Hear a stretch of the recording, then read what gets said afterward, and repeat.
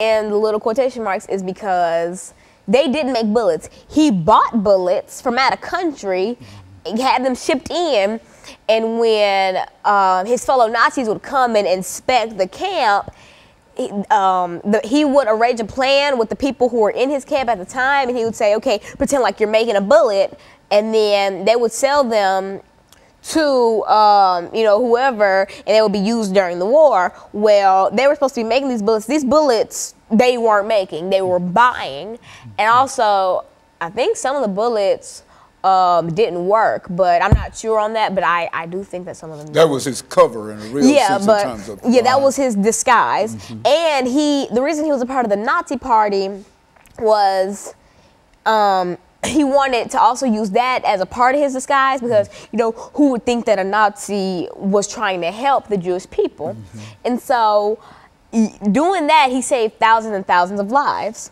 And basically, when the war was over and done, they were killing off people who had concentration camps for, or they were charging them for, crimes against humanity.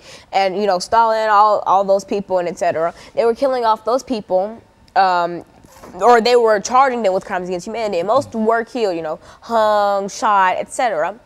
And so Schindler, thinking that they were going to charge him with crimes against humanity, fled the country.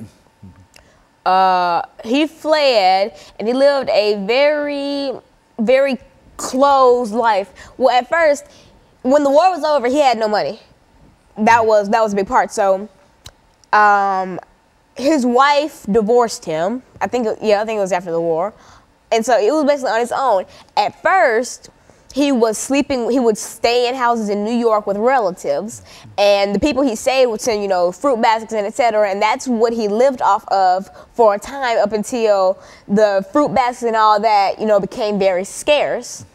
And so when he stopped, living off of gifts and fruit baskets, he still lived with relatives. He had a very small life, and he came to New York and, lived with the relatives up until his death.